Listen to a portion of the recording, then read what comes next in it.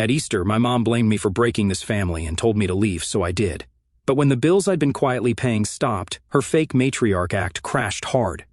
My name is Daniel. I am 29, and for most of my life, I have been the one holding things together while being blamed for everything that goes wrong.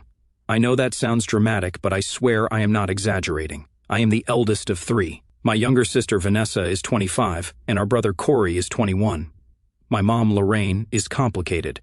That is the nicest word I can come up with. She has this way of twisting every situation to make herself the victim, even when she is the one setting fire to the room. My dad left when I was in high school. He said he could not take it anymore, packed a bag, and walked out one evening without saying goodbye.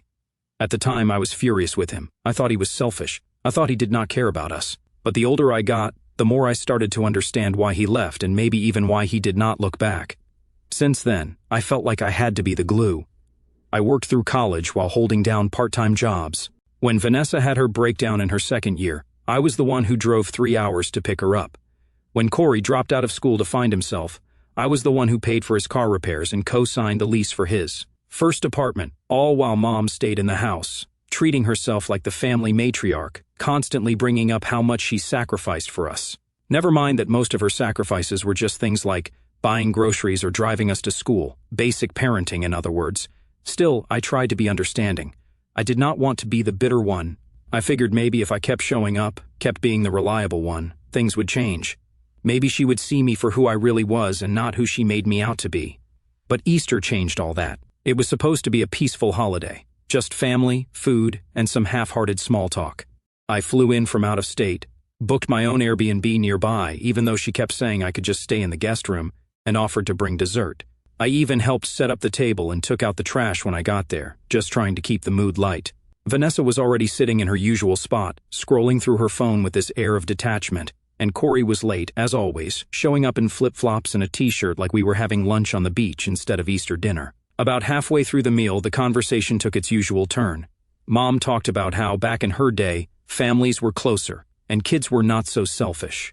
Vanessa rolled her eyes and said something like, maybe families were closer because the moms didn't play favorites. That was her being brave, by the way. She usually just avoided any confrontation, but something had clearly been bubbling in her too. Mom turned to me then, her fork halfway to her mouth, and said, calm as anything. Well, if we're being honest, Daniel's the reason this family's always falling apart.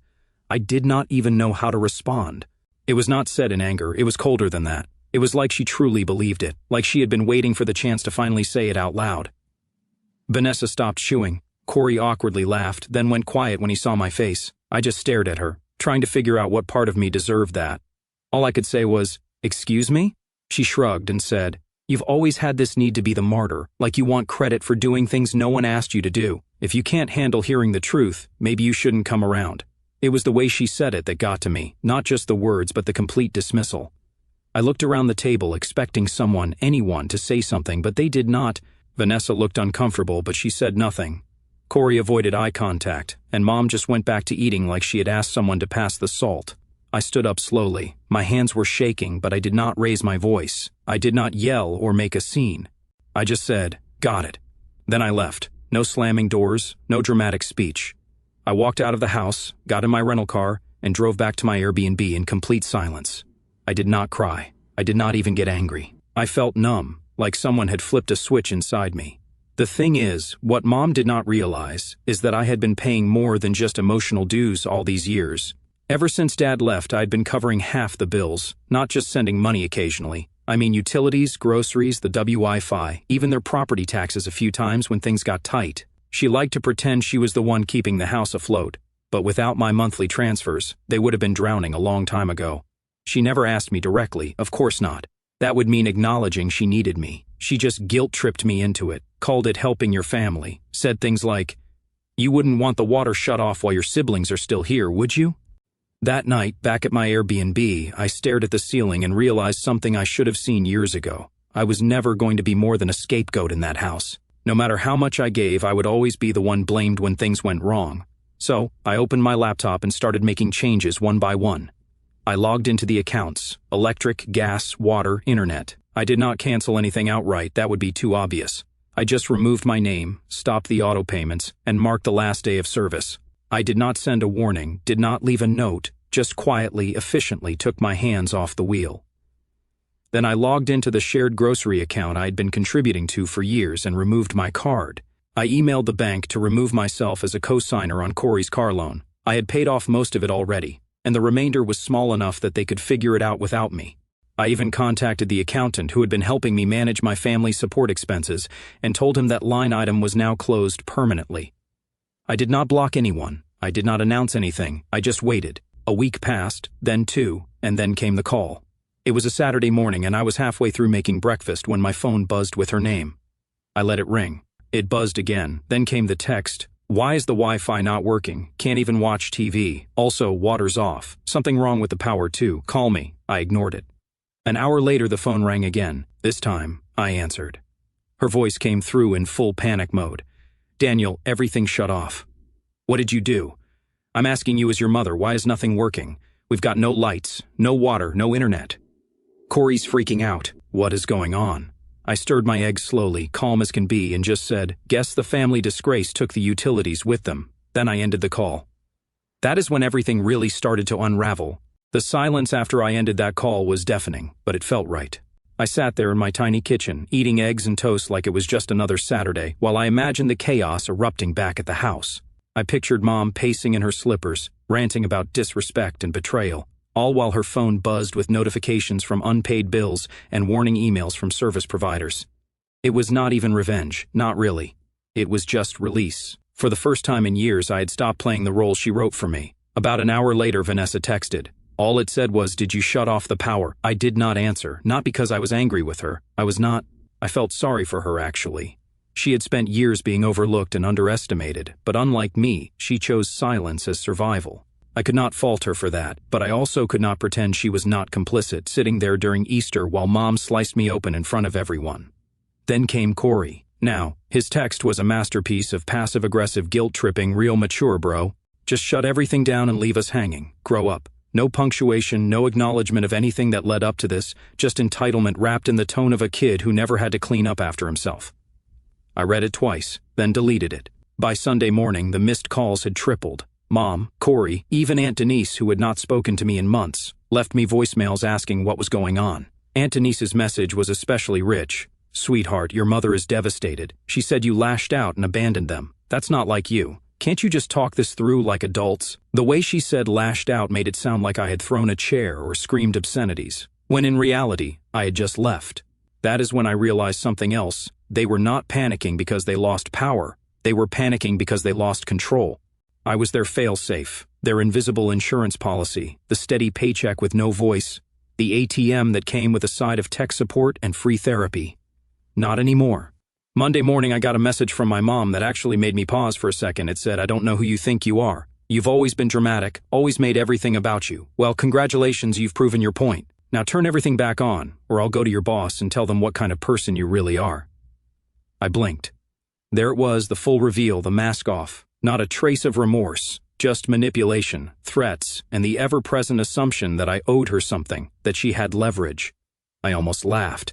She did not know my boss, did not know where I worked anymore. Actually, I changed jobs over a year ago, but the fact that she thought that was her trump card, that told me everything I needed to know. I replied with just 3 words, don't bother trying. No punctuation, just like Corey. I blocked her number after that, not out of spite, but out of necessity. I needed space, real space.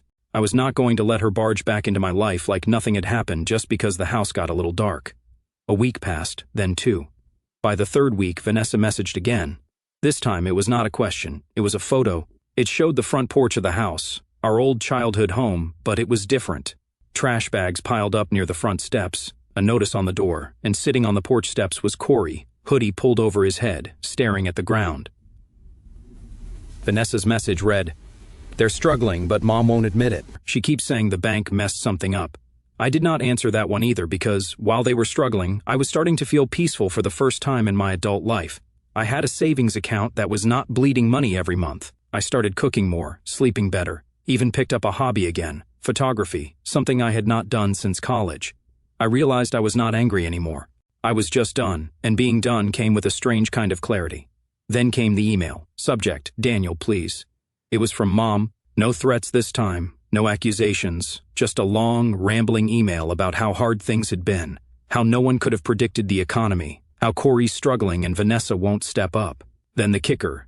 I know we haven't always seen eye to eye, but we're still family, and family supports each other.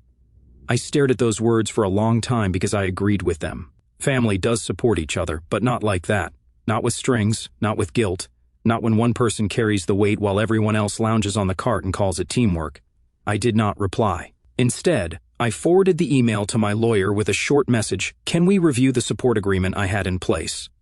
I'd like a formal letter drafted stating that I'm no longer financially involved. He responded within the hour, already working on it. That was the moment I knew there was no going back. But then, just as I was settling into this new phase of peace, something unexpected happened. A knock on my apartment door. It was nearly 9 o'clock at night. I was not expecting anyone. When I opened it, I froze. Standing there, looking exhausted and oddly vulnerable, was Vanessa. She did not say anything at first, just held up a grocery bag and said, "I brought that tea you like, the weird one with lavender and hibiscus." I let her in. She sat on the couch, looked around, and finally said, "The house is falling apart, Danny." I nodded. She went on, "I'm not here to guilt you. I just needed to get away. They're blaming each other now. Corey screamed at Mom yesterday, said he was never meant to grow up in a broken family. She blamed you again." I told her I didn't believe her anymore. That hit harder than I expected. I asked, "So why are you really here?" She shrugged. "Because I want out too, but I don't know how to start." And just like that, the dynamic shifted. I was not the scapegoat anymore. I was the escape route. I did not answer right away. We sat in silence for a bit. Me in the armchair, her curled up on the couch like she used to when we were kids and she had nightmares. Except this time, the nightmare was real, and we were both wide awake in it. I studied her face. Vanessa had always been the quiet one, the peacekeeper. She had learned early that the best way to avoid Mom's anger was to keep her head down and play along. But there was something different in her eyes now, like she was tired of shrinking. She sipped the tea slowly and added, "You know what she said the other day? That you always thought you were better than everyone else, that you wanted to punish us." I told her, "No, Daniel just stopped letting you walk all over him." That meant more than she probably realized. For years I had felt like I was alone in seeing what was really going on. Mom had this ability to make people doubt themselves, to twist reality just enough that you questioned your own memory of things.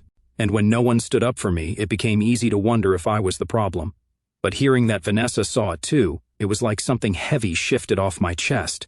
I asked her, "So what now? What do you want to do?"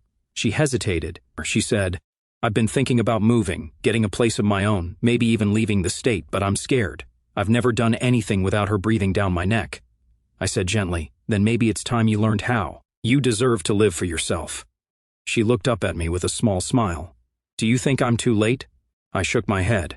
"No, but you have to stop asking for permission to exist. That's step one." She nodded, and for the first time in a long while, it felt like we were actually having a real sibling moment. Not strained, not obligatory, just two people who had been in the same storm for too long and were finally starting to reach dry land. She stayed the night, slept on the pull-out couch, wrapped in the blanket I bought years ago during a lonely winter. In the morning we had breakfast together. Nothing fancy, just toast, fruit, and some silence that, for once, was not uncomfortable. Before she left, she turned to me at the door. "You don't have to worry. I'm not going back there." I raised an eyebrow. "You sure?" She smiled. "Yeah, I think I'm finally done playing her games." And with that, she was gone. I did not expect what came next, a letter. Not an email, not a text. An actual handwritten letter in a pale blue envelope with our family address scribbled in Mom's cursive. I debated throwing it out, but something told me to open it, just to see. Inside was a single sheet of paper. No greeting, no apology, just this: "I hope you're proud of yourself. You've turned your siblings against me. You've broken this family. Don't think you're better than us just because you have a little money and a high horse to sit on. Someday you'll be the one needing help, and no one will come for you. No signature, no return address."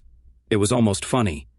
Even in writing, she could not help but turn herself into the victim. No ownership, no reflection, just blame wrapped in bitterness. I folded the letter neatly and dropped it in the shredder.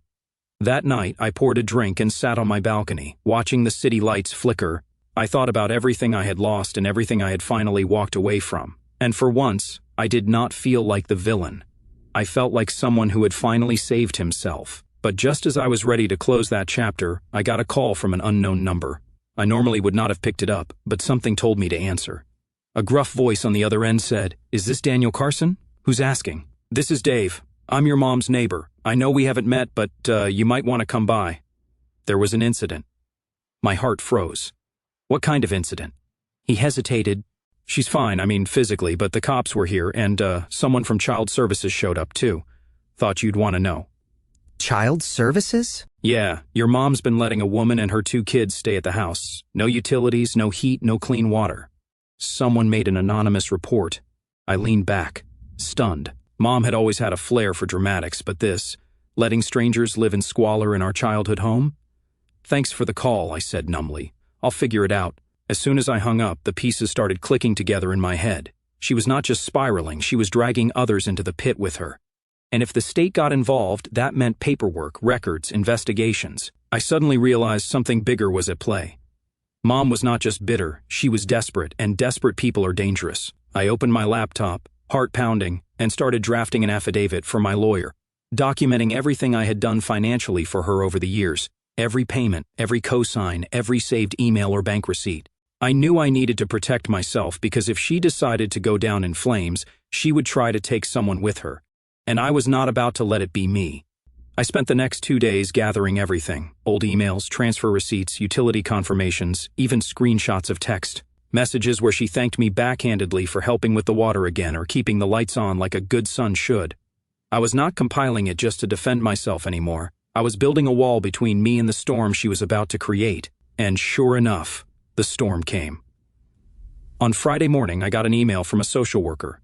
Her message was polite, professional, and terrifying. She was conducting an investigation into unsafe living conditions at my mother's residence, and had been informed that I had previously acted in a caretaking or financial support role. She asked if I would be willing to provide context. The old me, before Easter, would have panicked. I would have dropped everything, called Mom, asked what happened, offered to help clean things up or send money to get her through. But that version of me was gone.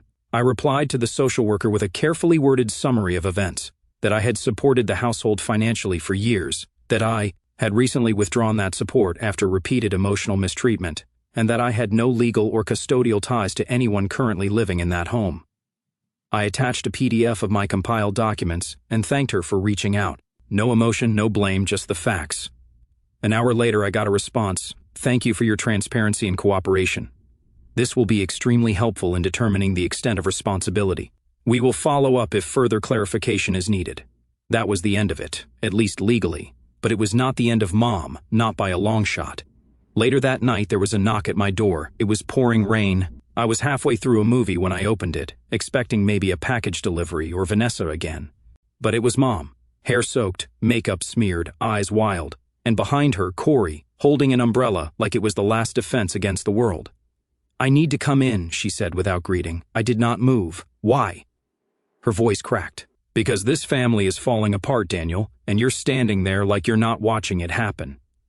I took a slow breath. "You told me I was the reason it was falling apart, remember? At Easter, in front of everyone." She brushed it off with a scoff. "You're still on that, Daniel?" I was frustrated. "People say things when they're pushed." "You weren't pushed," I replied, calm. "You meant it. You always mean it when it comes to me." Corey stepped forward, voice low. "Dan, come on, this is getting out of hand. The state's talking about repossessing the house. There's an inspection scheduled. They say Mom's unstable." "She is," I said before I could stop myself. Her mouth opened in shock. "Excuse me?" I looked directly at her. "You let strangers with kids live in a house with no running water. You blamed me when the services I paid for shut off. You've never once taken accountability for anything. You don't understand what it's like," she snapped, raising 3 kids alone, abandoned, underappreciated. "I didn't abandon you," I said, my voice rising just slightly. "I carried you for years. I paid the bills. I cleaned up your messes. I put my life on hold to make sure this family didn't drown, and you repaid me by publicly humiliating me, by turning my siblings against me, by using me." Her face twisted. For a moment, I saw something break in her eyes, but then she pivoted, like she always did. "You think you're so much better than us now, with your apartment and your little job and your independence. But when your father left, I had nothing. I built what I could, and all you've done is tear it down. I could have argued. I could have yelled back. But instead, I opened the door wider, not to let them in, but to let them leave. You're not welcome here, Mom, and until you get help, real help, there's nothing left for us to talk about." She stared at me, furious and speechless. Corey looked like he wanted to say something, but instead, he turned, eyes to the ground, and followed her back into the rain. I closed the door, locked it, and stood there for a long time, just breathing. That night, Vanessa called. I told her everything. She did not cry, did not panic. She said, "Good. You finally drew the line." We started talking more regularly after that. She made good on her plan to move out, got a small studio across town, picked up more hours at her job, and even signed up for night classes. We did not talk about Mom much, just enough to keep each other updated. Last we heard, the inspection did not go well. Child Services removed the woman and her kids from the home. The house was put under review for code violations. Corey eventually moved in with some friends, and from what Vanessa heard, Mom started staying with Aunt Denise, but even that was temporary. As for me, I got promoted, moved to a bigger apartment, and started volunteering on weekends. I stopped waiting for texts or letters or holiday invitations that would never come. And on my birthday, for the first time in over a decade, I did not receive a guilt-laced phone call or an obligation-laced package of homemade cookies. I received nothing, and it felt like everything. Because in the end, I did not need revenge. I did not need to hurt her back. I just needed to stop letting her hurt me. And when she finally realized she could not control me anymore, when she was forced to sit in the very silence she used to weaponize, I think that was the loudest message I could have ever sent. Not a word, not a cent, not a tear, just peace.